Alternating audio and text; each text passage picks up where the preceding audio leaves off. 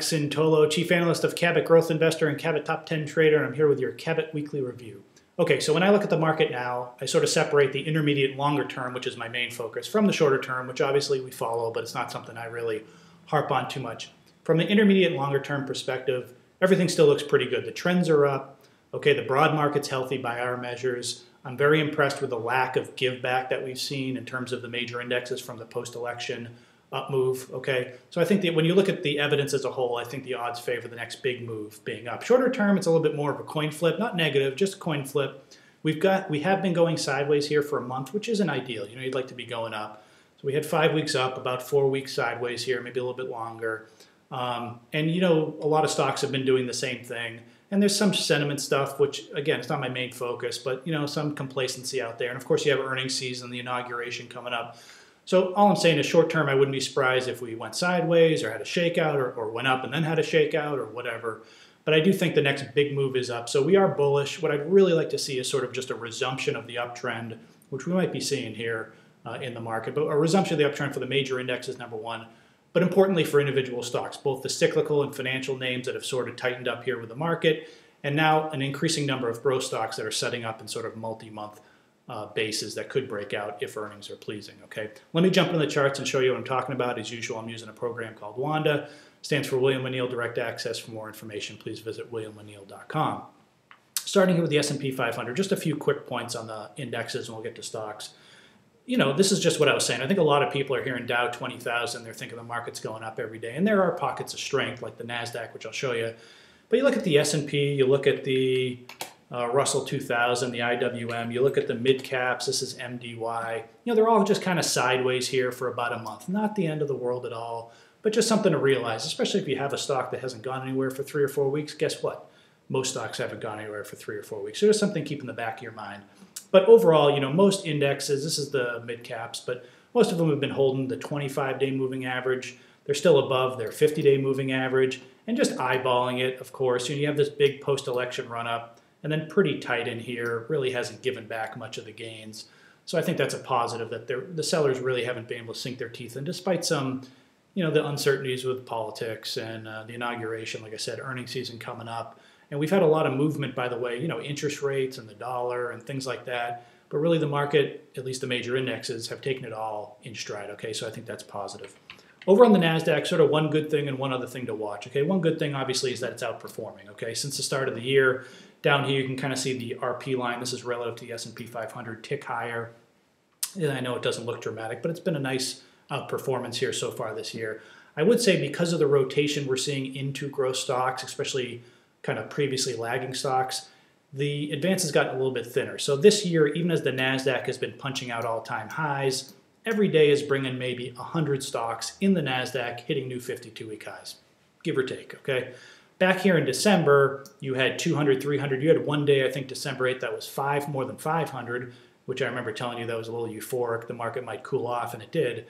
But overall, I don't know how that's going to play out. It's just something to watch. I'm not even saying it's a negative. It could be a negative if we really saw some degradation in breadth. But so far, it's just something to know that it's been a little bit more selective, and you kind of have to, you know, go with the wind. But overall, like I said, main focus, intermediate, longer term trends are up.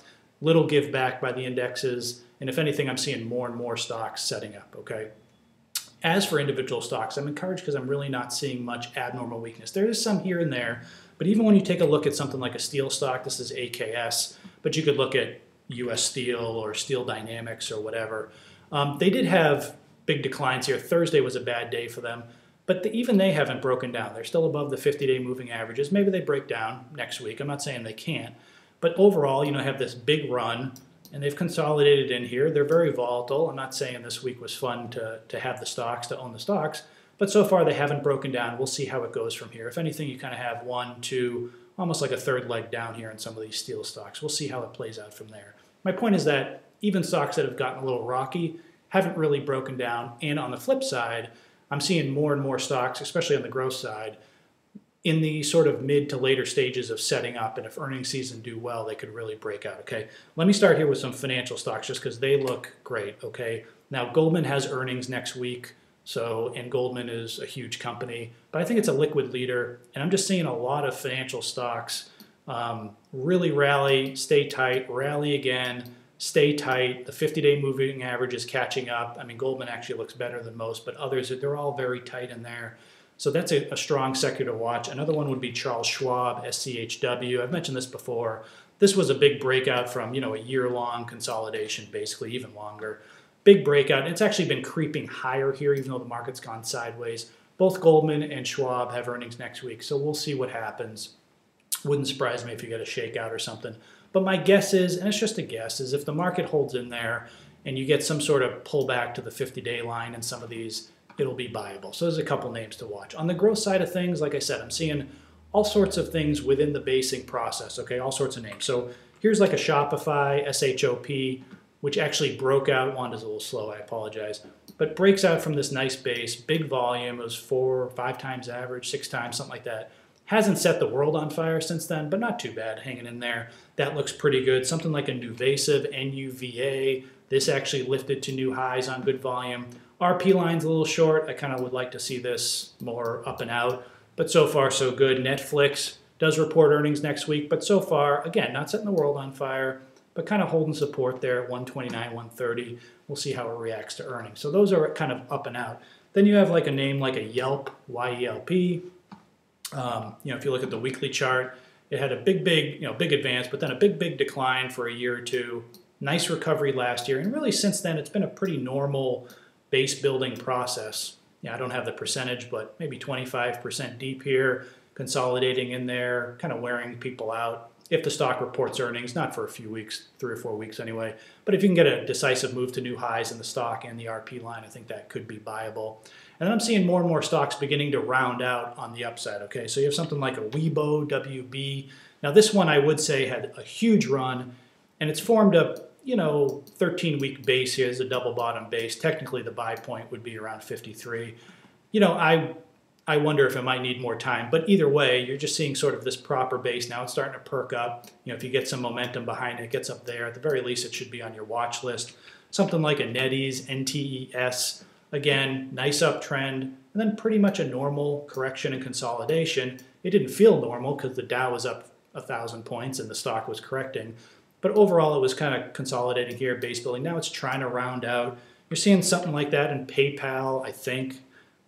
Consolidation here, long bottom, many weeks. Now it's starting to perk up, okay? And obviously you're getting some things like Facebook catch fire. A lot of questions on Facebook, Amazon, things like that. To me, they're not strong enough for buy ratings. I mean, when I look at this, you can't see much. It didn't correct or consolidate that. I mean, it didn't pull back that much, but it pulls back 10 or 15% like this. But, the RP line side still kind of, I don't want to say trending down, but nowhere near its old highs. This is an excellent move, but it does have earnings in 2 weeks. If it was me, I would just rather keep it simple. The stock will probably catch its breath here and then see if it can really break out on big volume, maybe on earnings going forward. And if so, you say, okay, the longer term advance is reasserting itself. If the stock reports earnings and craps out back to 120 or below, it might look like a major top actually in the stock. So for a lot of these names, the big cap names that have come back, Amazon, same thing. Certainly good to see, certainly positive action. If I owned them, I would hold on. But would I be buying like a big size position in them here? No, I'd probably wait to see how earnings come out, number one, and to see if the stocks can really get a head of steam behind them and get in a real uptrend as opposed to just staying in this range up and down, up and down. Okay, we'll see how that plays out. One other name to mention, I wrote about this last week, Tesla. Again, I won't say it's really a base here, but it's had obviously it had the huge moonshot a couple of years ago. And now it's been sideways for a couple of years, really wearing people out. And now we're starting to see a little bit of positive momentum. You can see the RP line perk up. It's very early there. I call it the back burner watch list. I just kind of keep a loose eye on it once a week, a couple times a week. But if the stock can really get going here, above 250, number one, above 270 really to new highs, that might be something to watch. So the bottom line is there's more and more things that we could be able to sink our teeth into if earnings season is pleasing, if we get some more breakouts, especially on the growth side. What I'd really like to see is a resumption of the market's uptrend for the major indexes, obviously, and some of the cyclical and financial stocks can resume their uptrends, along with maybe some breakouts from growth stocks. A lot of things on the watch list. Make sure you do your homework, read the advisory that you're subscribed to. It's going to be an exciting time going forward, I think, but you kind of make sure you wait for, or what stock to buy, where to buy it, and how to position it is going to be key. That's all the time I have today. As always, thanks for listening, and be sure to come by again next week for another Cabot Weekly Review.